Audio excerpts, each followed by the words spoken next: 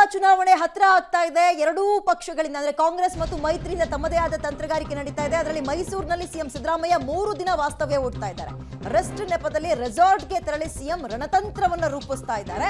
3 ದಿನಗಳ ಕಾಲ ಕೇವಲ ಶಾಸಕರು ಪ್ರಮುಖ ಮುಖಂಡರ ಭೇಟಿಗೆ ಮಾತ್ರ ಅವಕಾಶವನ್ನ ಮಾಡಿಕೊಟ್ಟಿದ್ದು, ಎಲ್ಲಾ ವಿಧಾನಸಭಾ ಕ್ಷೇತ್ರದ ಇಂಚಿಂಚು ಮಾಹಿತಿಯನ್ನು ಕೊಡೋಕೆ ಸೂಚನೆ ಕೂಡ ಕೊಟ್ಟಿದ್ದಾರೆ. ಬಿಜೆಪಿ ಅಭ್ಯರ್ಥಿ ಯದುವೀರ್ ವಿರುದ್ಧ ವ್ಯಕ್ತಿಗತ ದಾಳಿ ಮಾಡದಂತೆಯೂ ಸೂಚನೆ ಕೊಡೋದ್ರ ಮುಖಾಂತರ ಮಾತನಾಡದೆ ಹೇಗೆ ಗೆಲ್ಲಬೇಕು ಅನ್ನೋದ್ರ ಬಗ್ಗೆ ಮಾಸ್ಟರ್ ಪ್ಲಾನ್ ಮಾಡೋಕೆ ಈ 3 ದಿನಗಳ ಕಾಲ ವಾಸ್ತವ್ಯ. ರಾಜನಗರ ಮತ್ತು ಮೈಸೂರು ಲೋಕಸಭಾ ಕ್ಷೇತ್ರದ ಎಂಎಲ್ಎಗಳು, ಆಮೇಲೆ ಮಾಜಿ ಸಂಸದರು, ಅವರು ಜಿಲ್ಲಾ ಮಂತ್ರಿಗಳು, ಜಿಲ್ಲಾ ಅಧ್ಯಕ್ಷರುಗಳು, ರ್ಯಾಕ್ ಸಮಿತಿ ಅಧ್ಯಕ್ಷರುಗಳು ಇವರು ಸಭೆ ಮಾಡಿದ್ರು. ಇವರು ಸಭೆ ಮಾಡಿ ಎರಡೂ ಕ್ಷೇತ್ರಗಳಲ್ಲಿ ಗೆಲ್ತಕ್ಕಂಥ ವಾತಾವರಣ ಇದೆ. ಓಕೆ, ಇದ್ರ ಬಗ್ಗೆ ಹೆಚ್ಚಿನ ಡೀಟೇಲ್ಸ್ ನಮ್ಮ ಪ್ರತಿನಿಧಿ ಕೆಪಿ ನಾಗರಾಜ್ ನೀಡ್ತಾರೆ. ಕೆಪಿ ನಾಗರಾಜ್, ಇನ್ನು ಚಾಮರಾಜನಗರ ಕ್ಷೇತ್ರ ಅಭ್ಯರ್ಥಿ ಅನೌನ್ಸ್ ಆಗಿಲ್ಲ, ಅದ್ ಬಿಡೋಣ.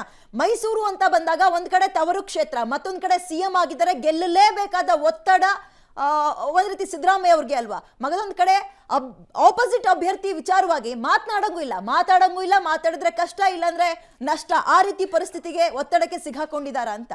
ವ್ಯಕ್ತಿಗತವಾಗಿ ಏನು ಮೈಸೂರು ಲೋಕಸಭಾ ಚುನಾವಣೆಗೆ ಸಂಬಂಧಪಟ್ಟಂತೆ ಸಿಎಂ ಅದನ್ನು ಪ್ರತಿಷ್ಠೆಯಾಗಿ ತೆಗೆದುಕೊಂಡಿರುವಂಥದ್ದು ಸತ್ಯ. ಯಾಕಂದರೆ ಅದು ಸಹಜ ಕೂಡ.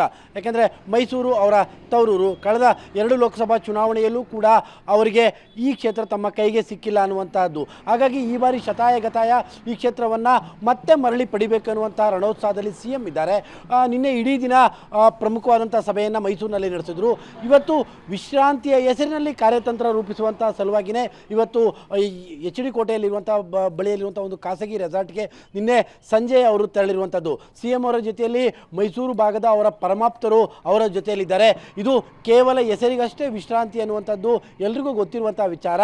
ಅಲ್ಲಿ ಕೂತು ಎಸ್ಪೆಷಲಿ ಮೈಸೂರು ಮತ್ತು ಚಾಮರಾಜನಗರದ 2 ಕ್ಷೇತ್ರಗಳಿಗೆ ಸಂಬಂಧಪಟ್ಟಂತಹ ಪ್ರಮುಖವಾದಂತಹ ಕಾರ್ಯತಂತ್ರಗಳು, ಆ ಕಾರ್ಯತಂತ್ರಗಳು ಓಪನ್ ಆಗಿ ಹೇಳೋಕ್ಕಾಗೋದಿಲ್ಲ. ಯಾಕೆಂದರೆ ಅದರಲ್ಲಿ ಆರ್ಥಿಕವಾದಂಥ ಸಂಪನ್ಮೂಲಗಳ ಕ್ರೋಢೀಕರಣ ಇರ್ಬೋದು, ಮತ್ತು ಬೇರೆ ಬೇರೆ ಸ್ಟ್ರಾಟಜಿಗಳಿರ್ಬೋದು, ಅದೆಲ್ಲವನ್ನು ಮಾಡುವಂಥ ಸಲುವಾಗಿಯೇ ಕೆಲವು ಪರಮಾಪ್ತರ ಜೊತೆಯಲ್ಲಿ ಅವರು ವಿಶ್ರಾಂತಿ ಹೆಸರಿನಲ್ಲಿ ರೆಸಾರ್ಟ್ಗೆ ತೆರಳಿರುವಂತಹದ್ದು. ಅರವಿಂದ್.